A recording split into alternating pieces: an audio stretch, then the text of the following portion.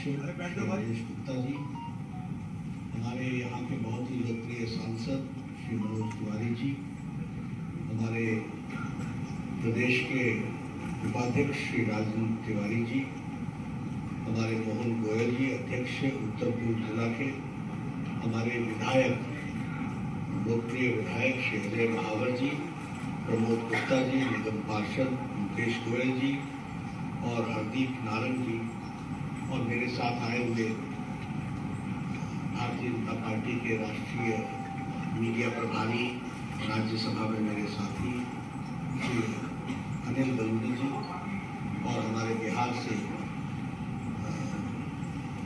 विधायक एमएलसी संजय रहीम जी मीडिया के सह प्रभारी हैं, और यहाँ उपस्थित हमारे इस क्षेत्र के मुझे बताया गया कि ये 59 नंबर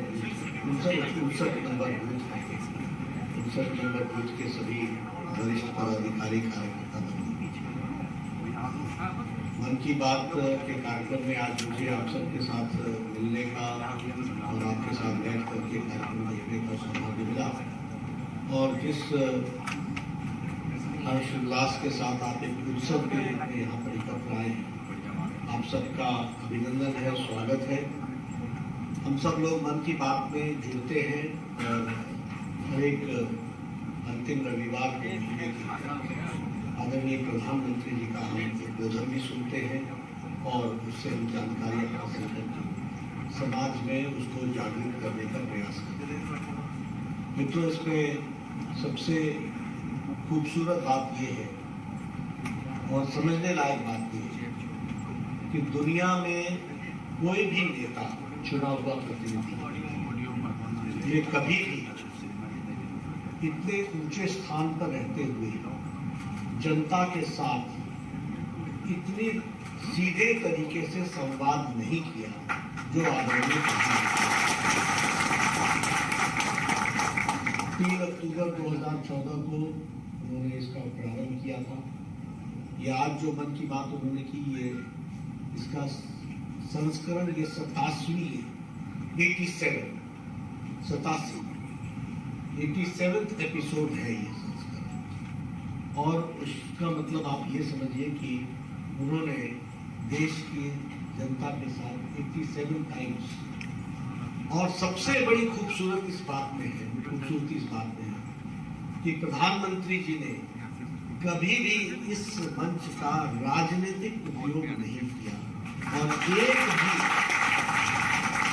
एक भी बात राजनीति का नहीं, लेकिन समाज के पहलू पर, समाज के विषयों पर, समाज में चलने वाली द्वंद्व के विषय पर, सामाजिक असमानता के विषय को लेने, हर एक पहलू को उन्होंने आज हमेशा छूने का प्रयास किया। आज उन्होंने आपके सामने बताया कि किस तरीके से भारत का सामर्थ्य जागृत होकर गया है। आज $400 बिलियन का अगर हम एक्सपोर्ट कर रहे हैं तो यह इस बात को बताता है कि भारत का सामर्थ्य क्या है। उसी तरीके से जो हमारे होनहार नागरिक हैं जिन्होंने सामाजिक विषयों पर अपना योगदान किया है, उनसे भी हमको रूबरू कराया।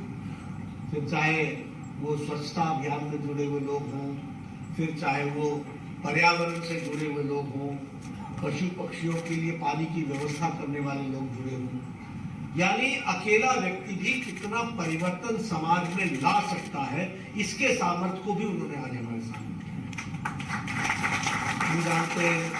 वो स्वच्छता अभियान, स्पोर्ट्स के साथ साथ हमारे फिट इंडिया कार्यक्रम, बच्चों की दृष्टि से कार्य करने वाले विषयों के बारे में हमको हमेशा जागृति दी है।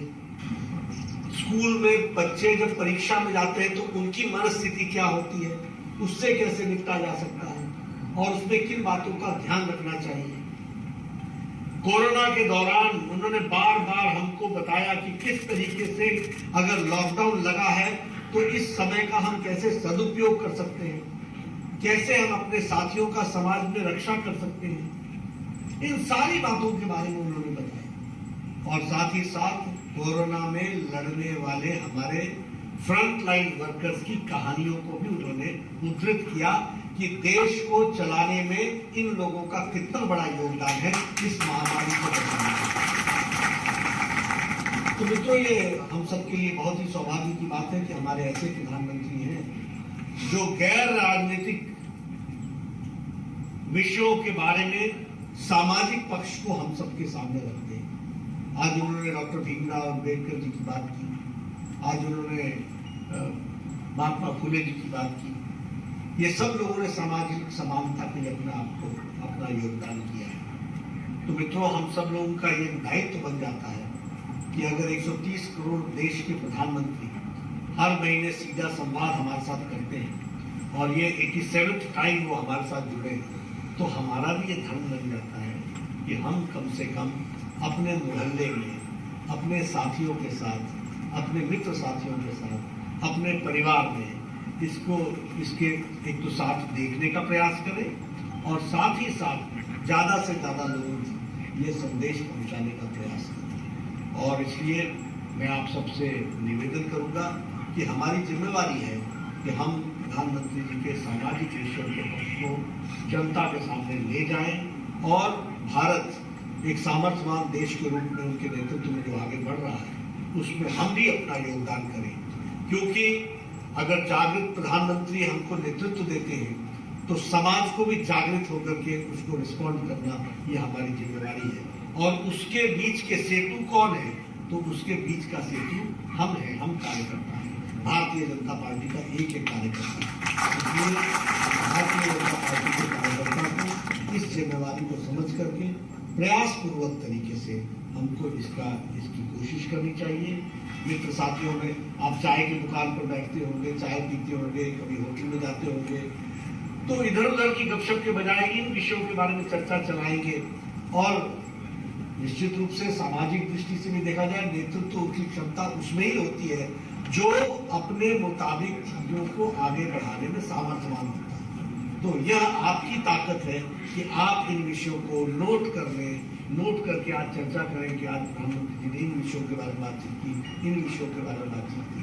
तो इससे आपका भी स्तर बढ़ता है, आपकी भी जानकारियां बढ़ती हैं और आपके बारे में भी लोगों की धारणा बदलती है कि आप सीरियस विषयों पर चर्चा करते हुए समाज को उस दृष्टि से देखने का प्रयास करते हैं।